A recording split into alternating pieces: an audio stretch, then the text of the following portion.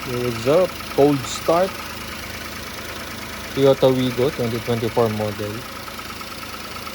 1.0 liter engine, 3 cylinder.